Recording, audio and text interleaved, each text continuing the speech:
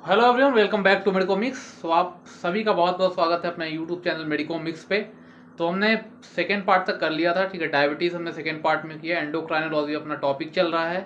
तो second part में हमने डायबिटीज़, टाइप ऑफ डायबिटीज़ देखा, ठीक है। इंसुलिन देखा, इंसुलिन का स्ट्रक्चर देखा, कितने अमाइनो एसिड, कितनी चैन, किस चैन में कितने अमाइनो एसिड प्रेजेंट होते हैं, एंड ये सारी चीज़ें हमने देख ली थी प्रीवियस वीडियो पे। तो आज हम OHA फार्माकोलॉजी ऑफ जो फार्माकोलॉजिकल ड्रग हैं उसमें चर्चा करेंगे, उनके बारे में हम डिस्कस करेंगे, क्या चीज़ें हैं, कैसे वर्क करती हैं, क्या मैकेनिज्म होता है उनका, and somewhere adverse effect, side effect जो उनके होते हैं, सारी चीज़ें आज हम इस वीडियो में देखेंगे, है ना। तो आज चलिए स्टार्ट करते हैं वीडियो को, ठीक है।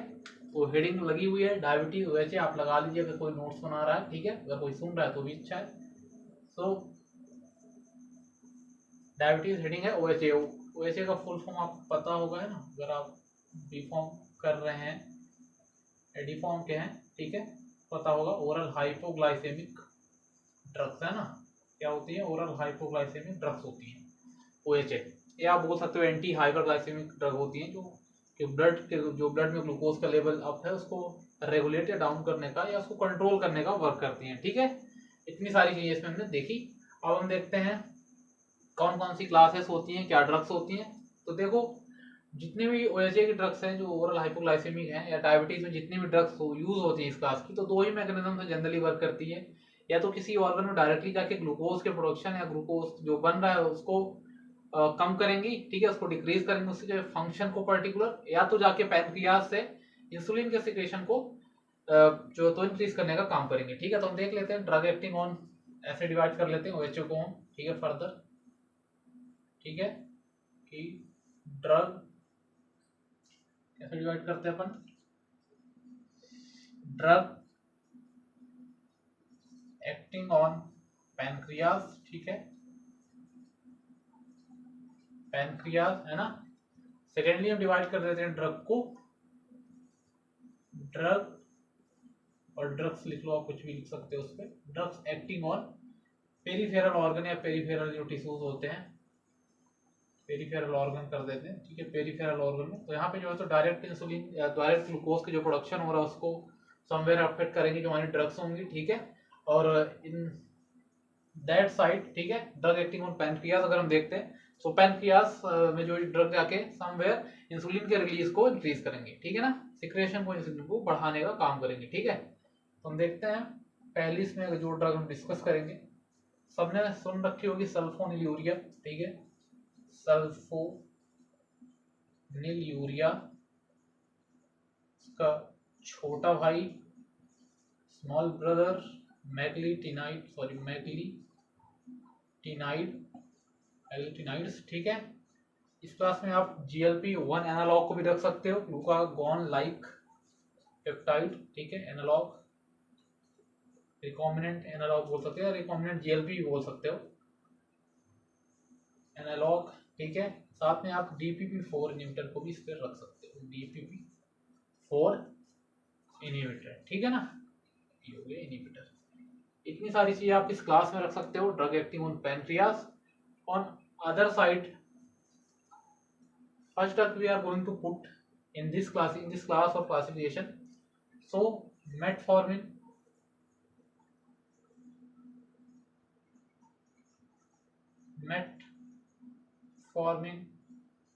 ठीक है, धीरे धीरे चलेंगे जिससे आप नोट कर पाओ, ठीक है। मेटफॉर्मिन क्लास स्मूथली चलनी चाहिए। देन आपने पढ़ा होगा SGLT2 इनहिबिटर, ठीक है, SGLT सोडियम ग्लूकोज ट्रांसपोर्टर होते हैं, 2 इनहिबिटर, ठीक है। देन आपने पढ़ा होगा PPAR, ठीक है, गामा एगोनिस्ट आपने जरूर पढ़ा होगा, ठीक है, गामा लिख लो आप, ठीक है, गामा एगोनिस्ट, इसी को थायाजोलिडोन डायोन भी बोलते हैं, ठीक है। इतनी सारी ड्रग्स है इसमें, मेटफॉर्मिन है, SGLT2 है, PPR, गामा एगोनिस्ट है, लास्ट आप अल्फा ग्लूकोसिडेज इनहिबिटर लिख सकते हो, ठीक है, अल्फा ग्लूकोसिडेज इनहिबिटर।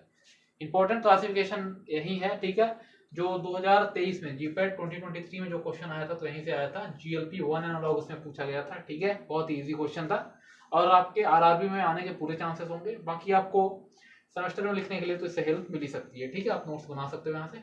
स्टार्ट करते हैं। बेसिकली थोड़ा सा भी देखेंगे कि नॉर्मली जो है तो इंसुलिन कैसे रिलीज हो रहा है, ठीक है, बीटा सेल से, वो पहले हम देख लेते हैं इस पर थोड़ा सा, है ना। फिर हम देखते हैं अपनी ड्रग्स, है ना।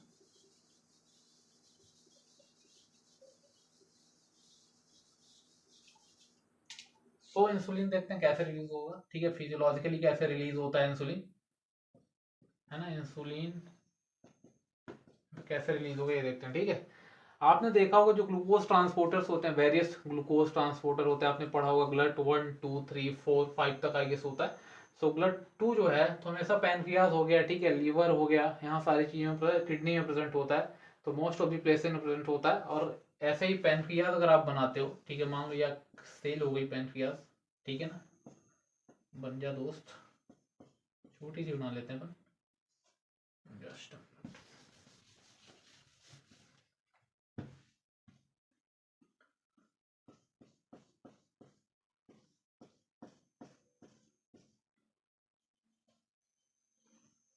हाँ, ये हो गई आपकी पैनक्रियाज एक सेल, ठीक है।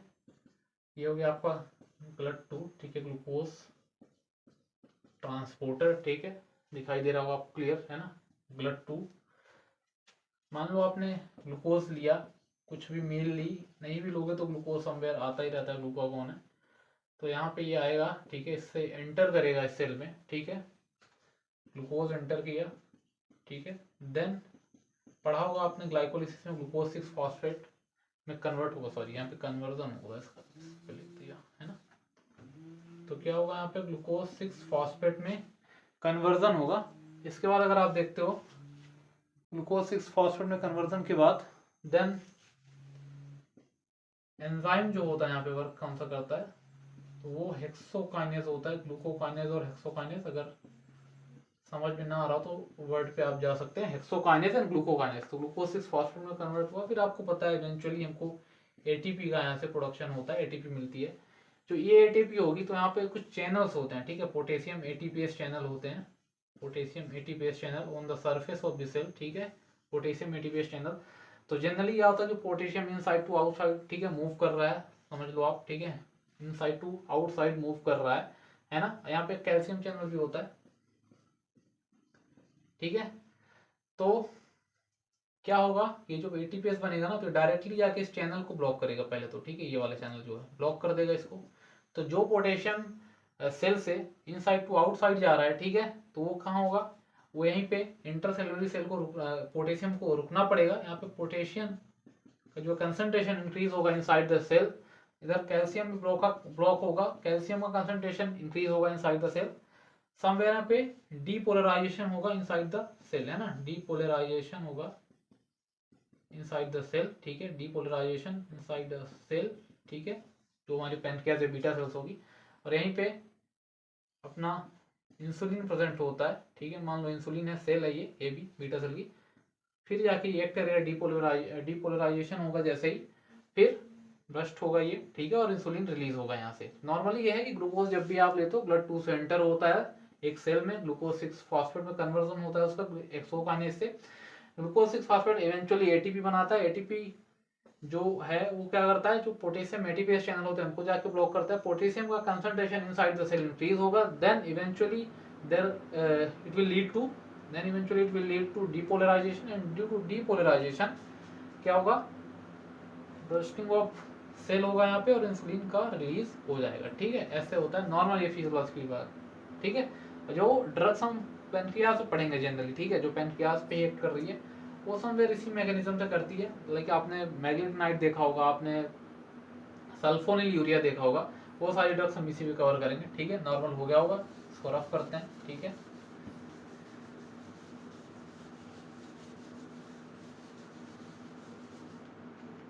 अभी हम देखते हैं ड्रग्स, है ना।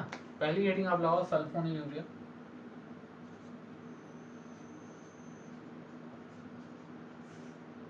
सल्फोनिल यूरियास, ठीक है, सल्फोनिल यूरिया, है ना। इसमें भी जनरेशन होती हैं, फर्स्ट जनरेशन और सेकंड जनरेशन, ठीक है। ड्रग्स नोट करेंगे आप, first generation and second generation, ठीक है। यहाँ तक समझ में आया होगा आपको चीज़ें, ठीक है, क्लियर होंगी। फर्स्ट जनरेशन में अगर आप देखोगे तो सबसे पहली जो ड्रग थी वो टॉल ब्यूटामाइड थी, टॉल ब्यूटामाइड, ठीक है। फिर क्लोरप्रोपामाइड आप पढ़ सकते हो इस पे है। देन एसिटोहेक्सामाइड होती है, एसिटोहेक्सामाइड होती है, ठीक है। ये ड्रग्स हो गई टॉल ब्यूटामाइड, क्लोरप्रोपामाइड एंड एसिटोहेक्सामाइड, ठीक है। इसका जो एक्शन होता है मतलब लॉन्ग एक्टिंग होती है ना, तो लॉन्ग एक्टिंग होती है इसलिए हाइपोग्लाइसीमिया करने का चांस बहुत ज़्यादा होता है, इसलिए हमने सेकेंड जनरेशन बनाई। हाइपोग्लाइसीमिया इसका साइड इफेक्ट ही समझ लो आपकी, हाइपोग्लाइसीमिया करती है, बट ये सेकेंड जनरेशन जो अभी चलती है ज़्यादातर वो इतना ज़्यादा नहीं करती हैं, शॉर्ट एक्टिंग ड्रग्स होती हैं, लॉन्ग एक्टिंग होती है, सबसे ज़्यादा लॉन्ग टॉल्ब्यूटामाइड होती है। सेकेंड जनरेशन में अगर आप बात करते हो तो पहले आप लिख लो ग्लीबेनक्लामाइड, ठीक है, ग्लीबेनक्लामाइड, इसको ग्लाइब्यूराइड भी बोलते हैं, ठीक है, ग्लाइब्यूराइड। देन और भी होती है लाइक ग्लिपिजाइड होती है, ग्लिपिजाइड, आइड आप वर्ड देख रहे होगे, ठीक है, अमाइड इसमें भी है, इसमें भी है, यहाँ पे भी अमाइड चल रहा। देन ग्लिबेनक्लामाइड हो गया, ग्लिपिजाइड हो गई, ग्लीक्लेजाइड होती है, एक ग्लीमेपिराइड होती है, आपने बहुत सुनी होगी, गवर्नमेंट हॉस्पिटल से तो बहुत ज़्यादा ही चलती है ग्लीमेपिराइड, है ना। ग्लीमेपिराइड हो गई, ग्लिपिजाइड हो गई, ग्लीक्लेजाइड हो गई एंड ग्लीबेनक्लामाइड हो गई, इसको ग्लाइब्यूराइड भी बोलते हैं। प्रेगनेंसी में भी इसको ग्लाइब्यूराइड को यूज़ कर सकते हो, इंसुलिन हो गया, ग्लाइब्यूराइड हो गया, सारी ड्रग्स प्रेगनेंसी में यूज़ होती हैं, ठीक है, अगर वो अच्छे है, ठीक है, ये सारी हो गई। और ये ग्लीमेपिराइड तो मेरे पास है भी, 2 mg का आता है ग्लीमेपिराइड, दिख रहा होगा अगर आपको, ठीक है, कैमरे के पास में ले जाऊंगा, ठीक है, ये ग्लीमेपिराइड, ठीक है, टैबलेट IP 2 mg ये आती है, ठीक है, छोटी सी टैबलेट होती है, अभी ताज़ी खरीद के लेके आ रहा हूँ, सब्जी जैसे है ना, फ्रेश एकदम है, आपको दिखाने के लिए, है ना। तो ये सारी चीज़ें हो गई यहाँ पे। मैकेनिज्म अगर इसकी बात करते हो तो हो गया पोटेशियम चैनल, जो मैंने आपको भी समझाया इतनी चीज़ से इंसुलिन फिजियोलॉजिकली कैसे रिलीज होगा, तो बस जाके पोटेशियम चैनल को वही डायरेक्टली ये ब्लॉक कर देती है, ठीक है, डीपोलराइजेशन, देन इंसुलिन रिलीज होगा, और जाके इंसुलिन को रिलीज कर रही हैं, इसलिए जो सल्फोनिलयूरिया है, इस क्लास की जो ड्रग्स है, इनको हम इंसुलिन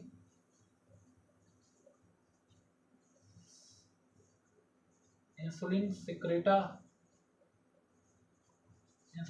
गॉज भी बोलते हैं, ठीक है, इंसुलिन सिक्रेटा गॉज बोलते हैं, बॉक्स नहीं है ना, इंसुलिन सिक्रेटा गॉज है, ठीक है, इस क्लास की ड्रग्स को हम बोलते हैं इंसुलिन सिक्रेटा गॉज। हाइपोग्लाइसीमिया का साइड इफेक्ट समझ सकते हो, बट सेकेंड जनरेशन में बहुत कम देखने के लिए मिलता है ये, ठीक है। अब इसका स्मॉल ब्रदर मैग्लिसिनाइड पे बात करेंगे, सेम मैकेनिज्म है, पोटेशियम चैनल जो एटीपीएस होते हैं, पोटेशियम एटीपीएस चैनल, उनको ब्लॉक करती है, ठीक है, ब्लॉक करते हैं, सॉरी, मैग्लिटिनाइड है ना,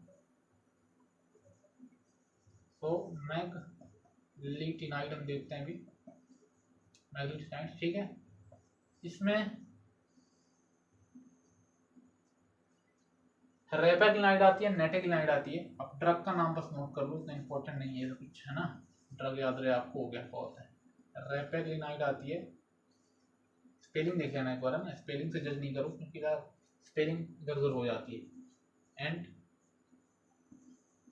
नेटेग्लिनाइड होती है, ठीक है, एक रेपेग्लिनाइड होती है, एक नेटेग्लिनाइड होती है, ठीक है, दोनों ड्रग्स मैग्लिटिनाइड में आती है, इनका भी side effect as same as sulfonylurea, ठीक है, वहाँ पे भी, यहाँ पे भी हाइपोग्लाइसीमिया देखने के लिए मिलता है, ठीक है ना। ये सारी चीज़ें हो गई, मैग्लिटिनाइड हो गया, ये हो गया। GLP-1 एनालॉग एक इंक्रेटिन्स होते हैं, थोड़ा फिजियोलॉजिकली बात करेंगे पहले, इंक्रेटिन्स क्या करते हैं, कैसे चीज़ है, ठीक है। तो इंक्रेटिन्स अगर देखोगे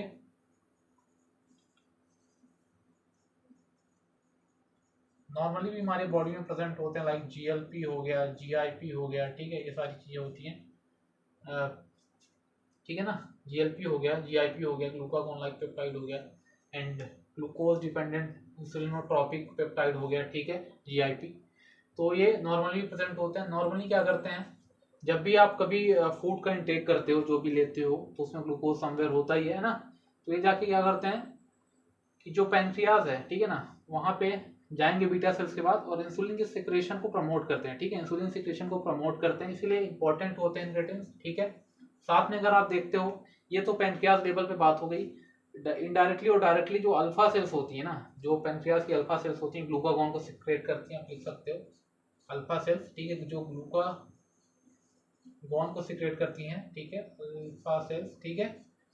तो समवेयर उसको भी जाके उसके मतलब इफेक्ट को कम करता है, इनहिबिट करता है थोड़ा बहुत, तो ग्लूकागॉन का रिलीज भी कहीं ना कहीं इफेक्ट होता है। बीटा सेल्स में मैंने आपको बता दिया, ठीक है, इंसुलिन के रिलीज को प्रमोट करते हैं, ठीक है। उसके बाद अगर आप देखो कि सीएनएस पे अगर देखो तो क्या करता है, एपेटाइट को कम करता है, ठीक है, एपेटाइट को कम कर सकता है, ठीक करता है एपेटाइट को, अपन लीराग्लिसराइड यूज करते हैं ओबेसिटी में, ठीक है। तो सीएनएस लेवल पे क्या करेगा, ये कम करेगा एपेटाइट को, ये सारी चीजें। अल्फा पे ग्लूकागॉन इंसुलिन रिलीज कम करता है, एपेटाइट, ठीक है, और थोड़ा बहुत हाइपोग्लाइसीमिया का चांस इसमें भी होता है, ठीक है। ये नॉर्मली इंक्रेटिन्स इतना काम करते हैं, नॉर्मली फिजियोलॉजिकली मैं बता रहा हूँ, ठीक है। तो जब ये बॉडी में अगर नहीं होते हैं तब क्या प्रॉब्लम होती है, बेसिकली क्या होता है कि DPP4 इनहिबिटर होता है ना, एक इनहिबिटर बोल रहा हूँ, DPP4 एंजाइम होता है, DPP4 डाइपेप्टिडाइल, ठीक है, डाइपेप्टिडाइल पेप्टिडेज एंजाइम करके होता है, डाइपेप्टिडाइल पेप्टिडेज करके एंजाइम होता है, पेप्टिडेज है ना, डाइपेप्टिडाइल पेप्टिडेज करके एक एंजाइम होता है, ठीक है। ये क्या करता है, इंग्रेडिएंट्स को ब्रेक कर देता है, ठीक है। तो इनका काम जो है ये रोक रहा है ना, समवेयर इनके काम में रुकावट है, ठीक है। तो हमने क्या किया कि एनालॉग बनाया इसका, रिकॉम्बिनेंट बना लिया हमने, ठीक है, कॉम्बिनेंट जीएलपी बना लिया। अभी तो जीएलपी जीआईपी का एनालॉग भी आ गया, टिर्जेपाटाइड पढ़ा होगा आपने, न्यूर ड्रग्स है जो का आपका ये यूएसएफडीए हर साल क्या करता है, अप्रूव करता है ना। तो टिर्जेपाटाइड उसमें एक ड्रग है, जीएलपी जीआईपी एनालॉग, एक रेपाग्लिटाजार करके है। ये रेपाग्लिटाजार वगैरह आपके जो ये सीयूटी पीजी का एग्जाम आप दे के आए उसमें भी पूछा गया था, आई गेस रेपाग्लिटाजार, ठीक है, 2024 की बात कर रहा हूँ मैं, 2024 की बात कर रहा हूँ। सो देखते हैं अपन, ठीक है, क्या चीज़ है इसमें फिर। तो रिकॉम्बिनेंट आप डाल लो या GLP-1 एनालॉग डाल लो या रिकॉम्बिनेंट जीएलपी डाल लो आप, ठीक है, हेडिंग में रिकॉम्बिनेंट जीएलपी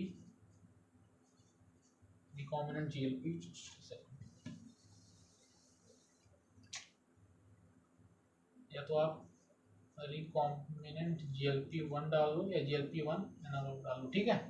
क्या क्या ड्रग आती है पहले ये देख लेते हैं, इंपॉर्टेंट वो है जो मैकेनिज्म मैंने आपको बता दिया कैसे मैकेनिज्म का होता है, ठीक है, कैसे इंग्रेडिएंट्स वर्क करते हैं। ये भी ऐसे नॉर्मली जाएंगे, बट ये मील इंड्यूस्ड जो ग्लूकोज होता है जनरली उसी को कम करते हैं, याद रखना आप, ठीक है, क्योंकि एक ओरली बहुत ही ज़्यादा इफेक्टिव होती है। अगर आपको इनको उतना ही अमाउंट, जैसे आपने मान लो 40-50 ग्राम ओरली दिया ग्लूकोज, ठीक है, और क्या किया आपने आईवी रूट से आईवी इन्फ्यूजन दिया उतना ही अमाउंट, बट जो ओरल वाला होगा ना वो ज़्यादा अच्छा वर्क करेगा, क्योंकि वो समवेयर कहाँ पे जाएगा, पेनक्रियास में जाएगा, वो सारी चीज़ें करेगा, बट जो मतलब वो ग्लूकोज के लेवल को ज़्यादा कम करेगा, ज़्यादा डिक्रीज करेगा अगर हम कंपेयर करते हैं आईवी वाले से, ठीक है, याद रखना। ओरली ज़्यादा इफेक्टिव होता है। लीराग्लिसराइड सबसे पहले जो ड्रग एक्सेनाटाइड थी, ठीक है, याद रखना, ये एक्सेनाटाइड थी, शॉर्टेस्ट एक्टिंग होती है, ठीक है। ये भी एक लिजार्ड के वेनम से मिली थी आई गेस, है ना, जिला मॉन्स्टर बोलते हैं उसको, जिला मॉन्स्टर, याद नाम लिखना तो आप लिख सकते हो, जिला मॉन्स्टर जो भी बोलो आप, इंपॉर्टेंट है नहीं इतना, बट लिखना लिख सकते हो। बाकी एक्सेनाटाइड शॉर्टेस्ट एक्टिंग होती है। अगर बात की जाए कि डीपली में इतना ड्रग के बारे में, ड्रग की प्रॉपर्टी के बारे में इतना पूछता भी नहीं है, तो मैंने इतना किया भी नहीं, बताया भी नहीं आपको, बट एक्सेनाटाइड शॉर्टेस्ट एक्टिंग लिख लेना। एक हर वर्ड के लास्ट में आपको टाइट वर्ड यहाँ पे मिलेगा, ठीक है। देन एल्बीग्लूटाइड होती है, और भी बहुत सारी होती हैं, सेमाग्लूटाइड होती है, कुछ इंपॉर्टेंट मैं लिख दे रहा हूँ। ये लॉन्गेस्ट एक्टिंग होती है सेमाग्लूटाइड, अच्छा यूज होता है इसका भी, ठीक है। एक्सेनाटाइड हो गया, एल्बीग्लूटाइड हो गया, सेमाग्लूटाइड हो गया, कुछ आईवी रूट से भी दी जा सकती हैं, ऐसा नहीं है, बट जनरली हम बात कर रहे हैं, जनरली वो होता है तो ओरल ही देते हैं सेमाग्लूटाइड। एंड मोस्ट इंपॉर्टेंट आपकी इस कैटेगरी में होती है लीराग्लिसराइड, है ना, लीनाग्लिप्टिन नहीं है, लीराग्लिसराइड है, ठीक है, याद रखना। ओबेसिटी में भी यूज करते हैं, मैंने बताया था आपको, सीएनएस लेवल पे एपेटाइट को कम करती है, इसलिए ओबेसिटी के लिए ये अप्रूव्ड ड्रग है, ये बता रहा हूँ। पूरी ड्रग्स नहीं यूज करते, बट ये अप्रूव्ड ड्रग है, इसलिए हम ओबेसिटी में यूज करते हैं लीराग्लिसराइड को, ठीक है। ये हो गया, इतना मैकेनिज्म हो गया इसका, है ना। अगर एडवर्स इफेक्ट की अगर आप बात करते हो तो सीटीजे सेंटर को जो अपना कीमो ट्रिगर जोन होता है ना, ठीक है, यहाँ पे ट्रिपल भी प्रेजेंट नहीं होता, ब्लड ब्रेन बैरियर एक जो बैरियर होता है, ठीक है, जो ब्लड से चीज़ों को ब्रेन की तरफ जाने नहीं देता, ठीक है ना। तो ये सीटीजी सेंटर को जाके स्टिमुलेट करती हैं। तो अगर पता है आपको सीटीजी सेंटर अगर स्टिमुलेट हो गया, ठीक है, तो क्या करेगा, पूरा सिस्टम हिला देता है। देन फिर आपका नोजिया एंड वॉमिटिंग आपको देखने के लिए मिलेगा ही, ठीक है, नोजिया एंड वॉमिटिंग, कहीं ना कहीं नोजिया एंड वॉमिटिंग लास्ट में सही हो ही जाता है। So what is the adverse effect of फलाने drug, then nausea and vomiting is the correct answer always, है ना। तो वैसा ही है, बट यहाँ पे नोजिया एंड वॉमिटिंग होगा, है ना। आप ये सारी चीजें नोट कर लेना, ठीक है ना। चलो DP4 इनहिबिटर देखते हैं। ग्लूकोसिडियस इनहिबिटर हम देखते हैं, एकार्बोज, वोग्लिवोस एंड मिग्लिटॉल है, ठीक है। 3 ड्रग है, एकार्बोज, वोग्लिवोस एंड मिग्लिटॉल। तो अल्फा ग्लूकोसिडेज जो एंजाइम होता है उसका हम पहले फिजियोलॉजिकल फंक्शन है, नॉर्मल फंक्शन देखते हैं बॉडी में क्या होता है ना। तो जो अल्फा ग्लूकोसिडेज होगा नॉर्मली जो GIT का ब्रूस बॉर्डर होता है वहां पे प्रेजेंट होता है, ठीक है। वहां से क्या करेगा, जो कॉम्प्लेक्स फॉर्म के ऑलिगोसैकेराइड या कार्बोहाइड्रेट बोल सकते हो आप, उनको सिंपल फॉर्म में ये ब्रेक करेगा। सिंपल फॉर्म में ब्रेक होके ही वो GIT से एब्जॉर्ब हो सकते हैं, ठीक है। विदाउट एब्जॉर्प्शन तो कोई मतलब है नहीं, है ना। एब्जॉर्ब तो होना है, तभी बॉडी को मिलेगा, बॉडी की सेल्स को मिलेगा, ठीक है। ये नॉर्मल सा कॉन्सेप्ट है अल्फा ग्लूकोसिडेज एंजाइम का, यहाँ पे आपको कंफ्यूज नहीं होना है, ठीक है। बहुत ही अच्छा कॉन्सेप्ट इसके बाद में बताऊंगा आपको इसमें। तो अल्फा ग्लूकोसिडेज इसका आप ऐसे समझ सकते हो कि आपने स्टार्च, जैसे रोटी ली आपने, ठीक है, रोटी आपने खाई, रोटी आपने ली, बट उसको अगर एब्जॉर्ब होना है बॉडी में तो उसको सिंपल फॉर्म ऑफ ग्लूकोज या मोनोसेक्राइड में कन्वर्ट होना पड़ेगा, ठीक है। कन्वर्ट होने के लिए किस एंजाइम की जरूरत होती है, वो होता है अल्फा ग्लूकोसिडेज। अगर आपका ग्लूकोज का लेवल पहले से ही बढ़ा हुआ है और हम नहीं चाहते हैं कि वो एब्जॉर्ब हो, तो हम क्या करेंगे, what we are going to do, we simply inhibit और block this enzyme alpha glucosidase and the level of glucose automatically is going to be decrease, है ना। ऑटोमेटिकली आपका डिक्रीज हो जाएगा, ठीक है। तो अगर आप सुक्रोज भी लेते हो इस कंडीशन में समहाउ, अगर उससे तो हाइपोग्लाइसीमिया कॉज करता नहीं है, ठीक है। ये कार्बोज में एक क्वेश्चन पूछा जाता है कि तो मील के साथ में ले जाता है, याद रखना ना, बिफोर मील या मील के साथ में, याद रखना। तो अल्फा ग्लूकोसिडेज अगर देखा जाए कि आपने अगर होता नहीं बट हाइपोग्लाइसीमिया हो जाए, इस कंडीशन में अगर आपको हाइपोग्लाइसीमिया हो जाती है ड्रग्स को लेने के बाद, तो अगर आपके घर में अगर कोई पेशेंट है, मान उसी को हो गया डायबिटीज के, तो अब मान लो ऐसे हो गया कि हर घर में तुलसी, तो हर घर में डायबिटीज का पेशेंट, ये वाला सीन हो गया, ठीक है। तुलसी कोई रिलीजन वाली बात नहीं कर रहा हूँ, जिसमें समझाने के लिए बोल रहा हूँ, है ना। ऑफेंस नहीं होना, ऑफेंड नहीं होना आपको, ठीक है ना। तो क्या करेंगे आप, अगर आप उसको सुक्रोज या शक्कर खिलाते हैं, नॉर्मल जो शक्कर होती है, शुगर होती है हमारे घर में, अगर हम वो देते हैं हाइपोग्लाइसीमिया कंडीशन में, नॉर्मली हम शक्कर देते हैं, अगर शक्कर दोगे तो कभी एब्जॉर्ब नहीं होती है ना, तो उससे आपका हाइपोग्लाइसीमिया हो सकता है ठीक ना हो। और भी कॉम्पनसेट करने के लिए मैकेनिज्म होते हैं, बट जो अभी मतलब एट दैट पॉइंट इंपॉर्टेंट है वो चीज को हम देखते हैं, ठीक है। अगर शक्कर हम ले रहे हैं तो एब्जॉर्ब नहीं होगा इन कंडीशन में। अगर ये ड्रग आपको चल रही है और हाइपोग्लाइसीमिया कभी भी आपको होती है, मतलब आपको स्वेटिंग वगैरह आता है, पैल्पिटेशन वगैरह स्टार्ट हो जाता है, ठीक है, ट्रेमर्स वगैरह हो जाता है, उस कंडीशन में आपको जरूर से ग्लूकोज देना चाहिए, ठीक है। सबसे पहला अगर आपको ऑप्शन है ना तो ग्लूकोज दो आप। क्या दोगे आप, तो आप ग्लूकोज दोगे, ना कि शुगर को प्रेफर करोगे, ठीक है। ये हो गया इसका। बाकी अल्फा ग्लूकोसिडेज एंजाइम को इनहिबिट करता है, समवेयर मेटाबॉलिज्म को अफेक्ट करता है, सॉरी एब्जॉर्प्शन को अफेक्ट करता है, तो फ्लैटुलेंस वगैरह होगा इसका साइड इफेक्ट, ठीक है। पेट दर्द हो सकता है, ठीक है, गैसेस जो ट्रैप हो जाती है बोल सकते हो, फ्लैटुलेंस, ठीक है, एब्डोमिनल पेन हो सकता है, ये सारी चीजें इसका एडवर्स इफेक्ट ये होता है। कार्बोज पे जीपैट में किसी न किसी ईयर में क्वेश्चन आया हुआ है, तो बिफोर मील या मील के साथ में, ठीक है, अलॉन्ग विथ मील, याद रखना आप, है ना। हो गया यहाँ पे अल्फा ग्लूकोसिडेज का काम खत्म। मेटफॉर्मिन हो गया, अल्फा ग्लूकोसिडेज हो गया। अभी SGLT2 इनहिबिटर देख लेते हैं। सो नेक्स्ट क्लास देखते हैं SGLT2 इनहिबिटर, ठीक है।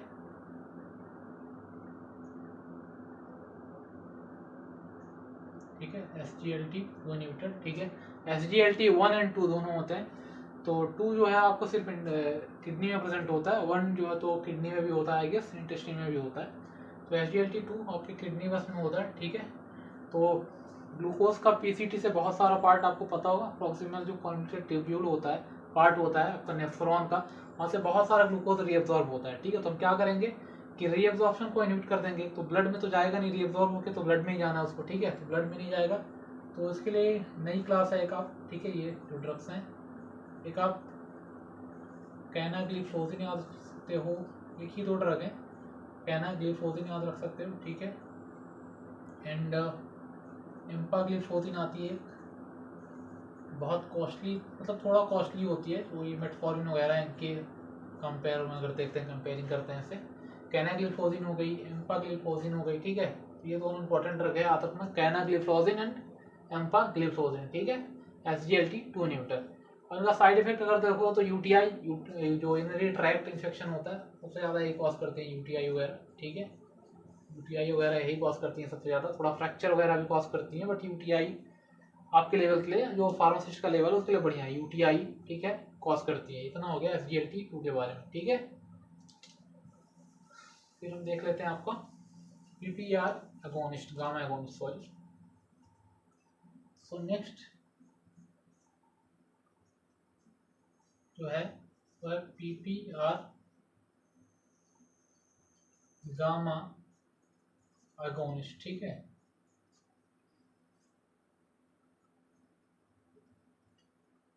PPAR sorry, peroxisome proliferated activated receptor, ठीक है, peroxisome proliferated activated receptor gamma agonist, ठीक है।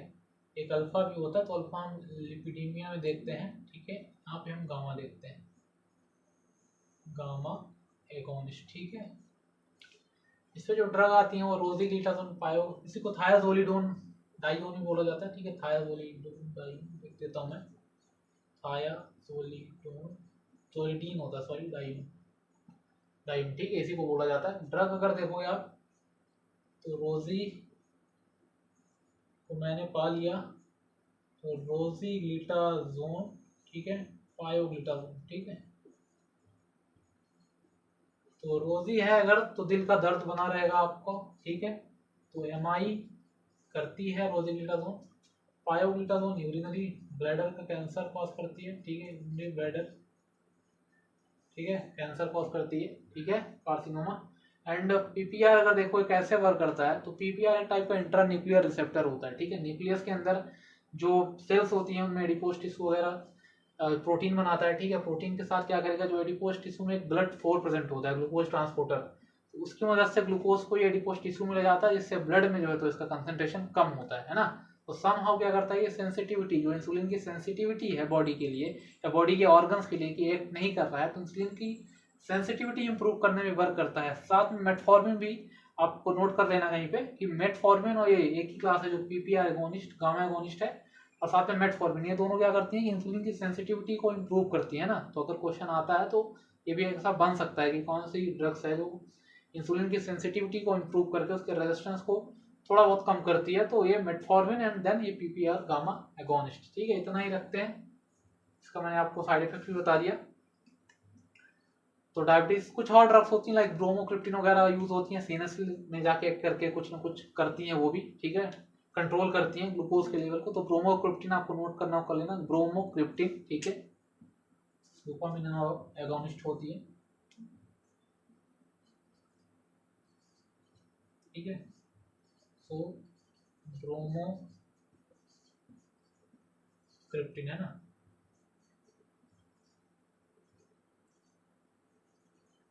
ब्रोमोक्रिप्टिन,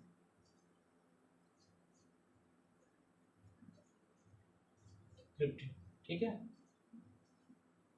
ब्रोमोक्रिप्टिन, ठीक है, डोपामिन एनालॉग होती है, एगोनिस्ट होती है, ठीक है। तो यह सारी क्लास होगी डायबिटीज की। यहाँ से ओरल हाइपोग्लाइसेमिक एजेंट्स खत्म होते हैं। एडवर्स इफेक्ट भी हमने देख लिया, जो भी साइड इफेक्ट्स हैं वो देख लिए इसके, सॉरी साइड इफेक्ट्स ही देख लिए, एडवर्स इफेक्ट्स नहीं बोल सकते। एंड मैकेनिज्म देख लिया। अगर कुछ प्रॉब्लम होती है तो आप कमेंट सेक्शन में कमेंट कर सकते हो, कुछ अगर पूछना है, कुछ डाउट रह गया हो आपको वीडियो देखने के बाद, ठीक है, तो आप उस पर कमेंट कर सकते हो। आपने नोट कर लिया होगा आई गेस, ठीक है। तो आज के लिए इतना ही रखते हैं। So thank you very much for watching guys, keep supporting us.